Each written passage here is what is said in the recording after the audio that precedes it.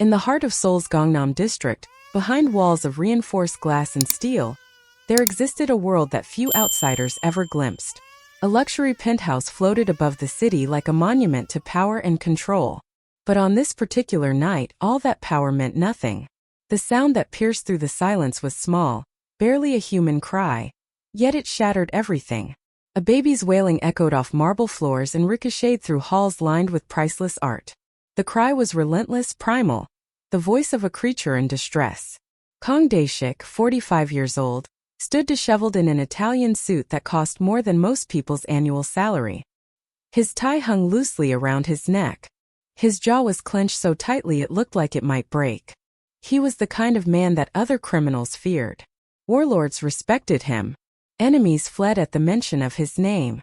But tonight, standing in his own mansion, holding a 3-month-old baby, he was utterly powerless. In Seoul's underworld, there was one man feared by thousands. Kang Dae-shik, a ruthless mafia boss who built an empire on violence, betrayal, and absolute control. But nothing could have prepared him for this moment. Nothing in his decades of dominating the criminal world had equipped him for the helplessness of a father who cannot comfort his own child. He bounced the baby desperately, whispering Korean lullabies his own mother had sung to him decades ago.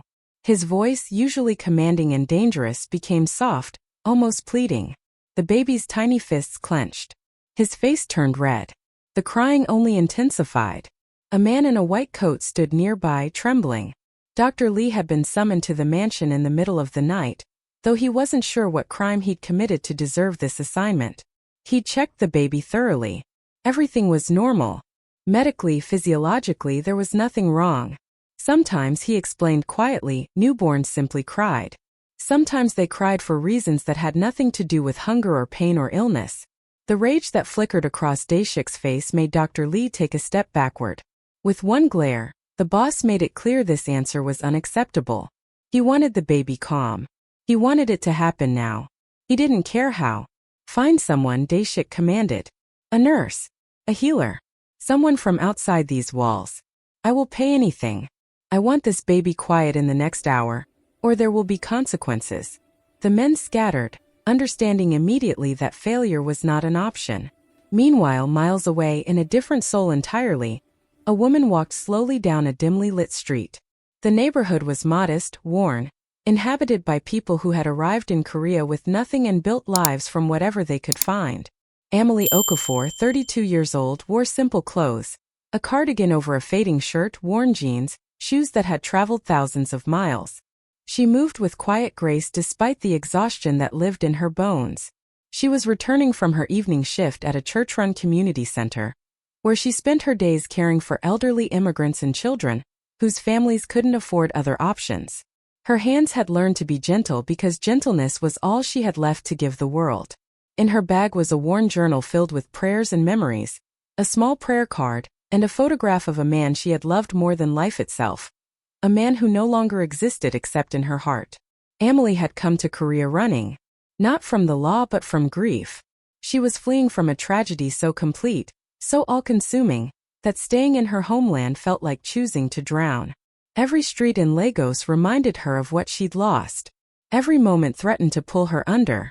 So she came to this country where nobody knew her, where she could build a new identity from scratch. She was lost in these thoughts when the black SUVs screeched to a halt beside her. 3 vehicles, all tinted windows, all professional and intimidating. Figures emerged from the darkness, men in dark suits, their movements precise and coordinated. They were polite but firm. They told her they needed her assistance. There had been an emergency. Her medical skills were required. Most people would have been terrified. But Amahle had seen enough suffering in her life that she recognized genuine desperation when she saw it. She also knew who these men worked for. The Seoul underworld wasn't a secret. It was simply background noise to people like her. She'd heard the stories about Kang Dae-shik. Everyone had. The men said something that made her decision for her without hesitation. The baby will die if you don't help. She climbed into the vehicle without asking questions. The drive through Seoul's night streets felt like traveling between worlds. Amahle watched the city, transformed through the tinted windows. The modest neighborhoods gave way to increasingly affluent districts. The buildings grew taller, more imposing, more expensive. Finally, they arrived at the mansion. Amahle stepped out and her breath caught in her throat. She had never seen a place like this. The building was a glass and steel monument to wealth and power. Impossible angles, walls that seemed to defy gravity. Everything designed to intimidate. Armed guards stood at every entrance, their eyes tracking her movement. Security cameras covered every surface. This was not just a home. This was a fortress. Inside, the contrast was jarring. The interior of the mansion was a study in contradictions. Abstract paintings worth millions hung beside photographs of men. Some smiling, some visibly scarred, all carrying the unmistakable weight of dangerous lives. Modern art sculptures sat beside antique furniture from centuries past. Everything was immaculate. Everything was controlled. And everywhere, there was the overwhelming sense of violence held in check, waiting just beneath the surface. A man emerged from one of the interior hallways. This was Kang Dae-shik, though Amahle would not have needed to be told. He carried his identity in the way he moved, in the authority that radiated from him like heat. He was still holding the baby. The infant was still crying, though perhaps with slightly less ferocity than before. He looked at her with an intensity that was almost frightening. For a moment, Amahle wondered if she had made a mistake coming here. Then she saw something beneath the dangerous exterior. She saw a man who was breaking. His first words were simple. "Are you the nurse?" She was. She asked permission to hold the baby. There was a moment of hesitation. This was a man unaccustomed to surrendering control. Then slowly, carefully, he transferred the infant to her arms. And then something extraordinary happened. Something that nobody in the mansion would have predicted. Something that defied the chaos of the previous hours. The moment Amahle held the baby, everything changed. The crying didn't stop immediately, but her entire body shifted. She began to move with a specific rhythm, swaying slightly, her movements informed by decades of maternal instinct and professional training. She hummed. Not a Korean lullaby, not a pop song, but something ancient. Something that came from deep within her, from the place where memory and healing lived together. Her voice was warm, maternal, deeply real. The baby's breathing began to slow. The frantic movements became smaller. The crying softened to whimpers. And then, in a silence that seemed impossible after hours of unrelenting noise, the baby fell asleep. Dae-shik stood motionless, watching this transformation with an expression of astonishment. He asked her how she had done this thing that doctors and specialists and money could not accomplish. Her answer was simple. Her mother had taught her.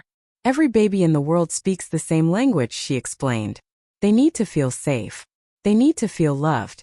They need to know that they belong somewhere. And when you give them that, everything else falls away. Dae-shik studied this African woman who had walked into his world and solved something he couldn't solve. He realized he didn't even know her name yet. Over the following hours, he made arrangements for her to stay. She would be the baby's caretaker. She would work in the mansion. She would be provided with everything she needed. In return, she would keep the baby calm. She would keep him alive. She would make sure he thrived. Amahle agreed, understanding somehow that this decision would change the trajectory of her entire life. As she was shown to a comfortable room on the mansion's east wing, Amahle moved through halls filled with evidence of a world she had never encountered directly before. She saw photographs of men who had died, some of them recently, she suspected. She saw training rooms equipped with weapons and heavy bags.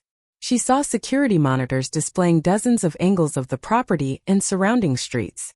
This was the seat of an empire built on illegal activities, on power, on violence. And yet, she also saw something else. She saw a baby's nursery that had been decorated with meticulous care. She saw shelves filled with books about child development. She saw stuffed animals and soft blankets and a mobile that hung above the crib. Over the next few days, Amahle began to understand the world she'd entered. She met the supporting players in this dangerous drama. There was Hyunjo, the second in command. He was 38, with a scarred face that told stories of violence survived. His eyes were cold, calculating. He looked at Amahle with undisguised suspicion. She was an outsider. She was a variable that couldn't be controlled. Hyunjo didn't trust variables. There was Sung-ho, a henchman who seemed different from the others. He was young, 28, with a conscience that hadn't been completely crushed by his work in the underworld. He had a daughter the same age as Dae-shik's baby. Watching Amahle care for the infant awakened something in him, a recognition of what they'd all lost when they chose this life. He would become her ally, though she wouldn't realize it for some time. There was Mrs. Park, the housekeeper, 65 years old and grieving. She had cared for Hannah, the baby's mother, and she had loved her. Hannah was different from Dae-shik's first wife. She didn't want luxury or status. She wanted him to change. She wanted him to leave the life, to become legitimate, to be a father first and a criminal second. Mrs. Park had believed that Hannah might actually accomplish this impossible transformation. And then Hannah had died, and Mrs. Park's heart had broken along with Dae-shik's. Dr. Lee explained the tragic circumstances surrounding the baby's birth. The mother had suffered a massive infection 3 days after delivery. The antibiotics that usually worked had failed. She had died in the hospital, calling Dae-shik's name, telling him to take care of their son, telling him to be better than he had been before. Amahle understood, listening to this story, that the baby wasn't crying just from hunger or discomfort. He was crying from grief he couldn't articulate. A baby can feel his father's broken heart. A newborn can sense when the world around him is fractured beyond repair. This child had lost his mother and inherited a father who didn't know how to be anything other than what he had always been. That first night, Amahle sat in the baby's nursery. She rocked the infant slowly, sang softly in Yoruba, telling him stories that had been passed down through generations of her family. She told him about his mother. She told him about the strength of women. She told him about survival and love and the possibility of transformation. Dae-shik watched from the doorway unseen. For the first time in 3 days, tears streamed down his face. He was watching someone give his son the one thing he had desperately wanted to give him. Himself, unconditional love, uncomplicated care. A sense of safety and belonging. Something inside him began to shift. Over the next 2 weeks, something remarkable happened inside those walls. The baby thrived. His cries became less frequent. His sleeping patterns stabilized. His skin cleared of the stress-related rashes that had covered it. He began to smile. Real smiles, not reflexive responses, but genuine expressions of contentment. But more than that, the entire mansion began to change. Amahle established routines that hadn't existed before. Every morning, she opened the curtains and let the sole sunlight flood into spaces that had been deliberately darkened for security purposes. She played music softly throughout the day. African lullabies, gentle jazz, nature sounds. She taught the household staff about the baby's developmental stages, about what he needed and when he needed it. She spoke to men who were trained to be violent with the assumption that they were human beings, not killers, that they had the capacity for gentleness. And incredibly, they responded to her. The tough men who spent their days engaged in criminal enterprise found themselves softening around her presence. They learned to speak quietly in the nursery. They began to notice when the baby was startled and adjusted their behavior accordingly. Amahle was teaching them something they thought they'd lost forever: how to be gentle. Dae-shik watched this transformation unfold.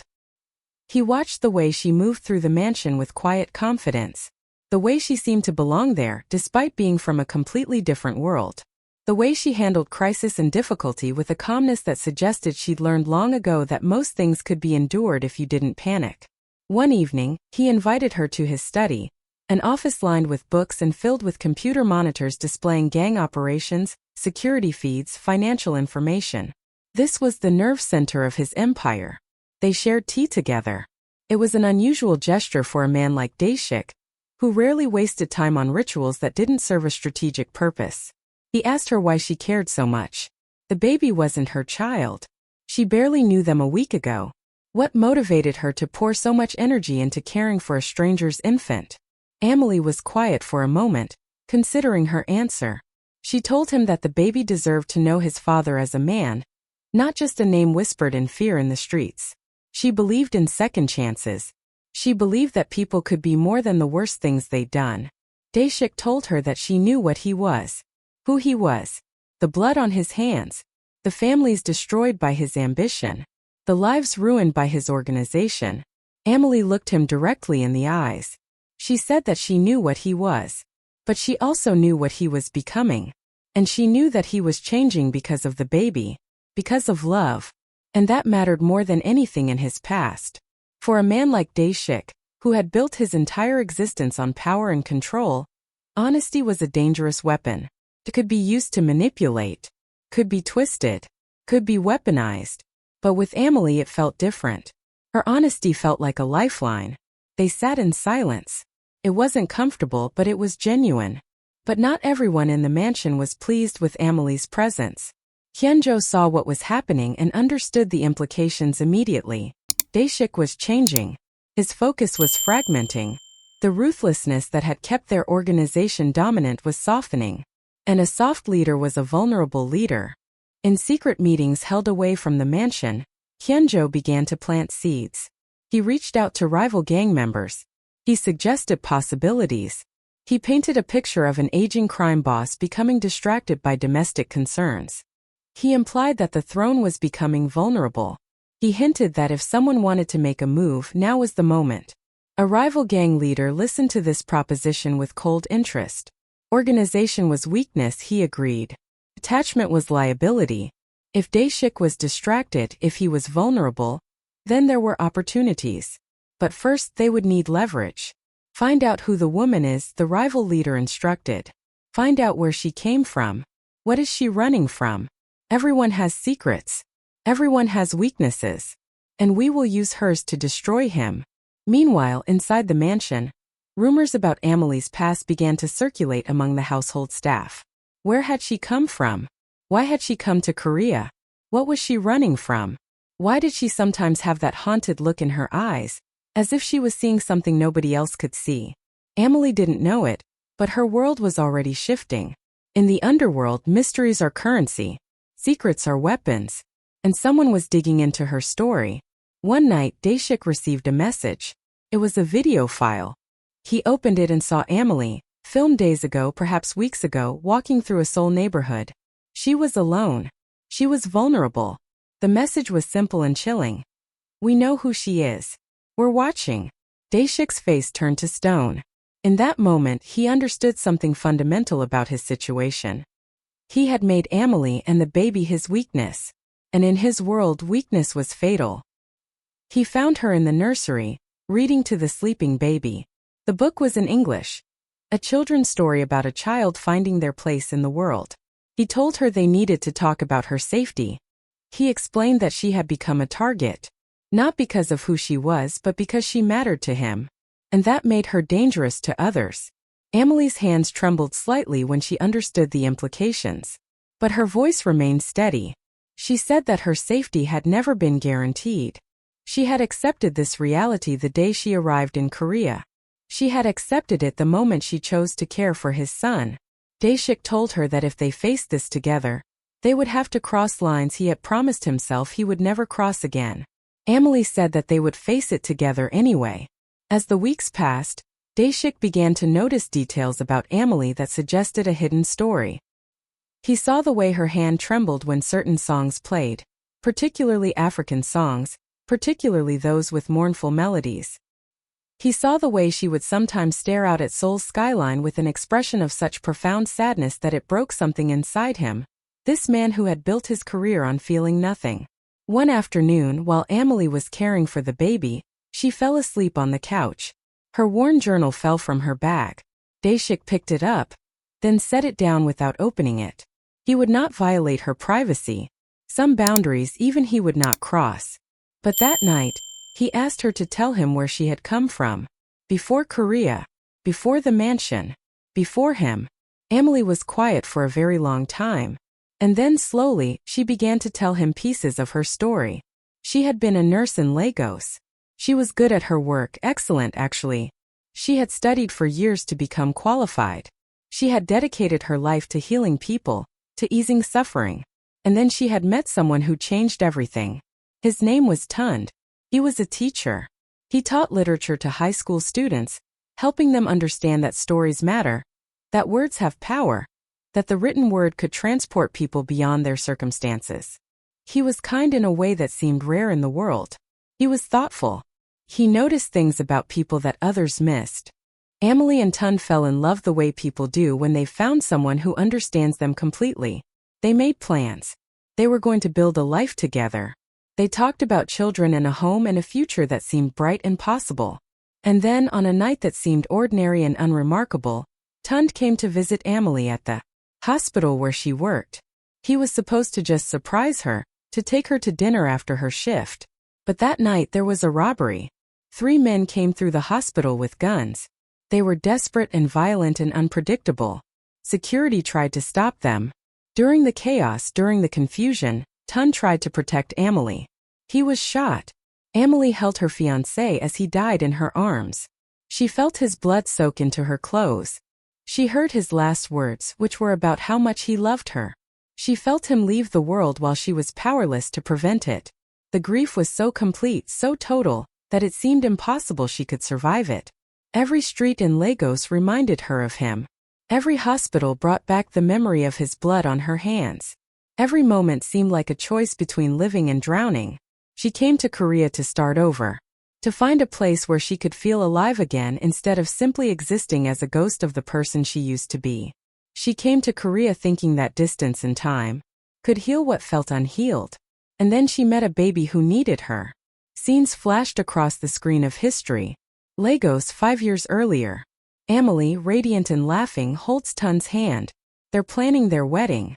She's showing him a dress she might wear. He's talking about the vows he wants to write. The hospital, the night that changed everything. Chaos. Gunshots. Amahle screaming. The funeral. Amahle dressed in white, staring at nothing. Her entire family surrounding her. The weight of grief so heavy she can barely breathe. The decision. Amahle packing a single suitcase.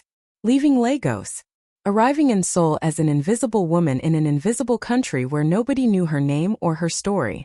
Dae-shik listened to this history and understood something about the woman he had brought into his world. She came to Korea not to escape justice. She came to escape the weight of memory. She came because staying alive in her homeland felt like choosing to die. He shared his own story. His own pain. His son's mother was named Hannah. She was different from his first wife, who had only wanted wealth and status and the power that came from being married to a dangerous man. Hannah was different. She wanted him to change. She told him that he could be more than what he had become. She made him promise to leave the life, to become legitimate, to be a father first and a criminal second. He was going to do it. For her. For the baby. He had actually started the process. He had begun extracting himself from illegal operations. He was planning a new life. And then she was gone. A complication during childbirth. An infection that antibiotics couldn't touch. A death that seemed random and cruel and completely unfair. And suddenly he was back to being exactly what he had always been. A criminal protecting a baby he didn't know how to love. But Amahle had shown him something different. Amahle had shown him how to be present. How to be gentle. How to let himself be vulnerable in front of another human being. She told him that he knew how to love now. Because she had shown him how. The baby was asleep between them. This moment, this connection was the turning point. Dae-shik and Amahle were no longer strangers bound by circumstance. They were no longer employer and employee. They were 2 broken people finding healing together. They were becoming family. Neither of them knew that their greatest test was coming. They couldn't have predicted the choices they would soon have to make. They couldn't have imagined the price of love in the world they inhabited. But when the test came, it would force them to choose between the world they knew and the world they wanted to build. In an underground warehouse in Busan, a city 2 hours south of Seoul, Hyunjo made a deal. He met with the rival gang leader in a space filled with industrial equipment and the smell of concrete and ocean salt. This was neutral territory. A place where deals were made and the balance of power was negotiated. Hyunjo laid out his proposal clearly. He would provide information about Amahle. He would facilitate a kidnapping. He would orchestrate a moment when Dae-shik was vulnerable and distracted. In exchange, he wanted power. He wanted the throne. He wanted to be the leader of the organization that Dae-shik had built. In exchange for Dae-shik's life and his grief, Hyunjo would receive territory. He would receive soldiers. He would receive the respect and fear that came from ruling an empire built on violence. The rival gang leader listened and smiled. This was exactly what he had been hoping for. Dae-shik was legendary, but legend could be killed. And if someone inside the organization wanted to see him destroyed, that was leverage beyond measure. The plan was simple and elegant in its brutality. Kidnap Amahle and the baby. Force Dae-shik to surrender his entire empire or lose them. Either way, Dae-shik would be finished. Either he would lose his power or he would lose his family. Either option resulted in the death of his reign. Betrayal. The one thing that every criminal feared above all else. The one thing that kept them awake at night. The violation that cut deeper than any violence. And it was coming. 3 days later, Amahle took the baby to a small park near the mansion. It was a place where they sometimes went, always with guards in the distance but still feeling like they were touching the normal world. Amahle pushed the stroller slowly, humming. The baby watched the trees and the sky and the people passing by. For a few hours they could pretend that they were just a caregiver and a child, not caught in the web of the underworld. Then the van pulled up. Everything happened in seconds. The world changed in the time it takes to blink. Men emerged, not Dae-shik's men, but professionals trained in extraction and intimidation. Before Amahle could scream or run or call for help, they surrounded her. They moved the baby away from her with practiced efficiency. They forced her into the van. And then they were gone, disappearing into Seoul's afternoon traffic as if they had never existed. In that moment, Amahle realized something she had been denying. She wasn't just working for Dae-shik anymore. She was part of his family. The baby wasn't just her charge. He was her responsibility. He was her son in all the ways that mattered. And now she was his greatest weakness. Dae-shik received a video message on his private phone. He saw Amahle and the baby, unharmed but clearly frightened, in a warehouse. The camera moved to show Hyun-jo, his second-in-command for 2 decades, standing beside them, smiling. The message was clear and devastating. You have 6 hours. Surrender your entire organization and step down immediately, or we send them back to you in pieces. Dae-shik's face went blank. He had experienced every betrayal imaginable throughout his career. He had survived assassinations and coups and challenges to his authority. He had learned to never show emotion in moments of crisis. But this broke something fundamental inside him. For the first time in his life, Dae-shik understood that power means nothing when you have something to lose. And now he had everything to lose. He had 3 options, each one impossible in its own way. The first was surrender. Give up everything he built, everything his family sacrificed for, and hope that the kidnappers would honor their word. But criminals don't honor their word. The moment he surrendered power, he became irrelevant. And irrelevant people are eliminated. The second was attack. Led his remaining loyal men into a siege of the warehouse. Maybe they would save Amahle and the baby, but maybe the baby would be caught in crossfire. Maybe Amahle would be killed in the chaos. The odds were bad. The risks were astronomical. The third was negotiate. Buy time. Find the warehouse. Set a trap. Wait for the moment when they moved the baby. Strike then. But this was the most dangerous option. If it failed, everyone died. Dae-shik called his inner circle to the mansion. The people he actually trusted. Sung-ho arrived first. His face showed fear and rage. He knew what this meant. The organization was about to fracture or implode. Mrs. Park came with her own kind of strength. She had loved Hannah. She loved the baby like he was her own grandson. She looked Dae-shik in the eyes and told him that the baby needed his father. They had to save them both. Dr. Lee came with information. He had a friend in the police department. Perhaps they could involve the authorities without creating more danger.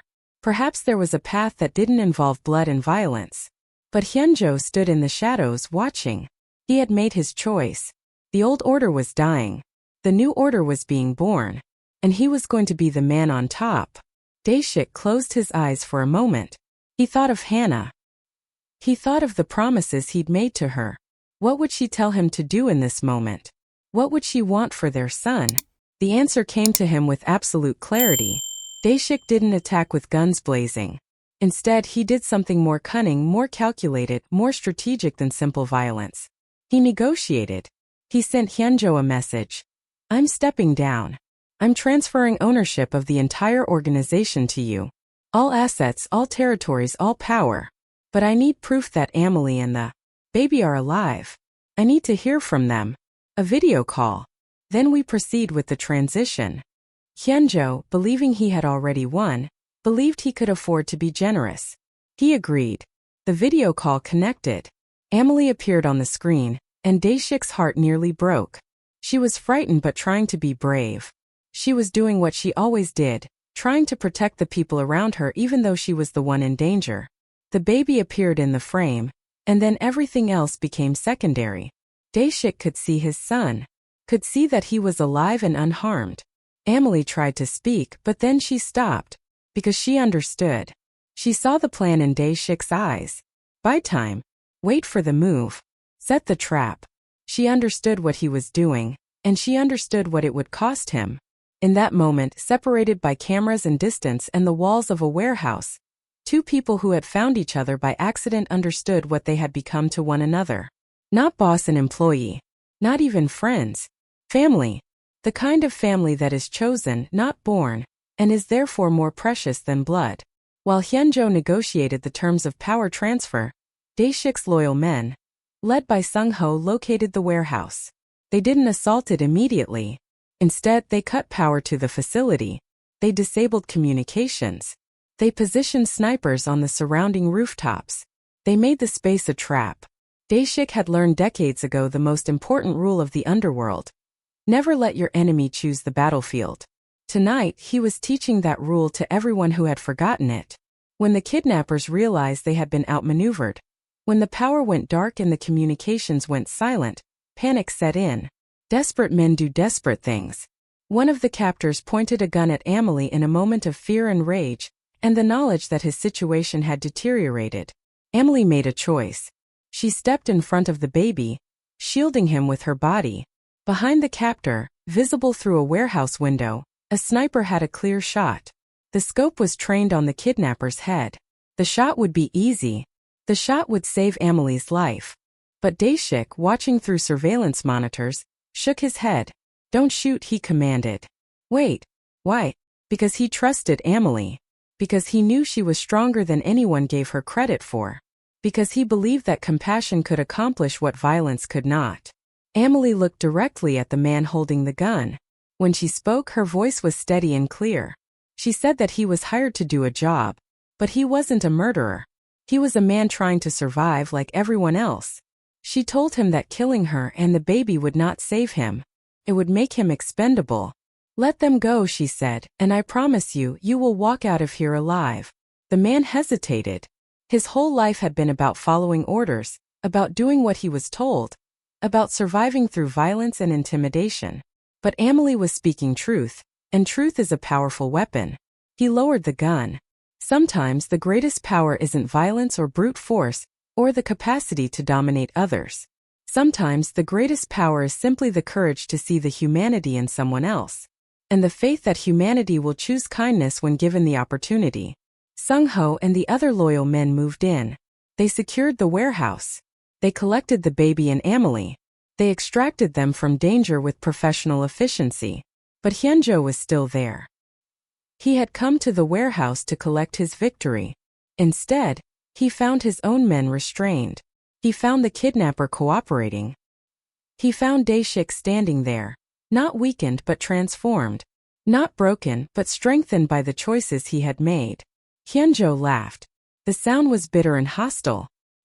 He said that Dae-shik had come to the warehouse himself, which was foolish. A man with everything to lose should not gamble everything on a rescue mission. Dae-shik replied that Hyunjo didn't understand.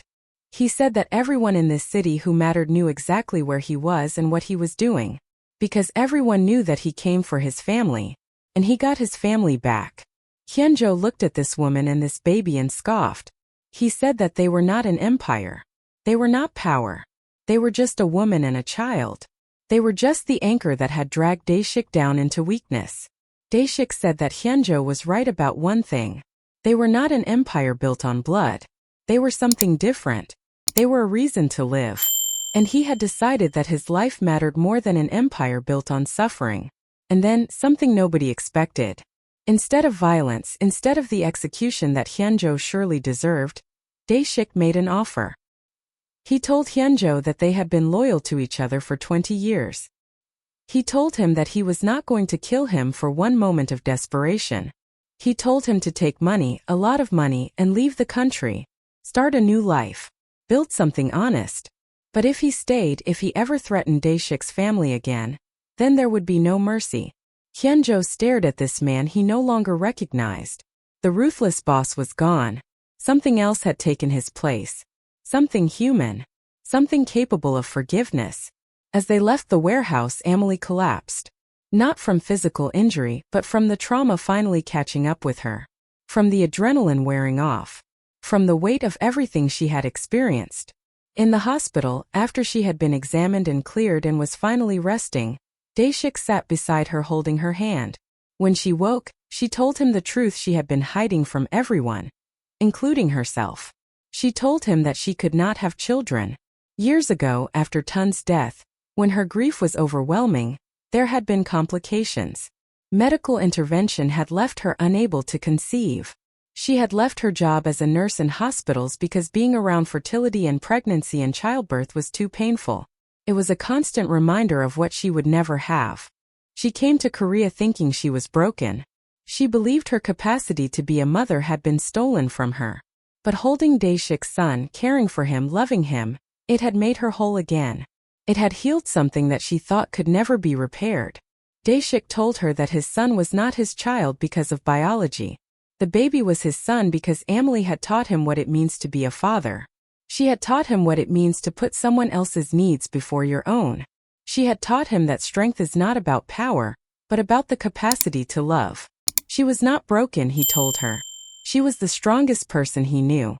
Weeks later, Dae-shik gathered his organization and made an announcement that shook the entire underworld. He was stepping down. He was not being forced. He was not running. He was choosing a new life. He transferred legitimate business operations to trusted lieutenants who had proven their capability and their honor. The illegal operations were shut down or handed over to those who still wanted them. The era of Kang Dae-shik as a ruthless mafia boss was officially over. The underworld whispered about it. A man choosing love over power. A criminal choosing redemption over dominance.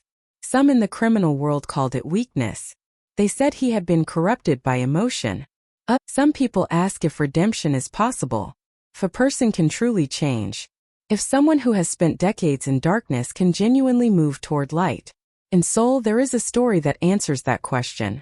The story of a man who chose love over power. Of a woman who chose to give second chances. Of a baby who taught them both what it means to be human. But his story was not over. The baby who stopped the war had given him peace, but peace in the underworld is always temporary. New threats were coming. Rival organizations were expanding. The balance of power in Seoul's criminal landscape was shifting. Dae-shik received a message warning him of these developments. For a moment, his old expression, the dangerous one, the calculating one, the expression of a man prepared to do violence, flickered across his face. Amahle asked him what he would do. He told her that he would do what he had always done. He would protect his family. But this time he would do it differently. He would use intelligence instead of violence. He would use diplomacy instead of domination. He would protect them without becoming the man he had been before. The baby ran through the garden toward both his parents. The sun set over Seoul. Music filled the air. A beautiful blend of Korean and African sounds, representing the union of worlds that had seemed incompatible before, but had somehow merged into something new and whole. One baby's cry had changed the world. And maybe, just maybe, it was true. Because when people choose to listen to each other, when they choose compassion over violence, when they choose love over power, that is when the real transformation begins. That is when the world becomes something better than it was before.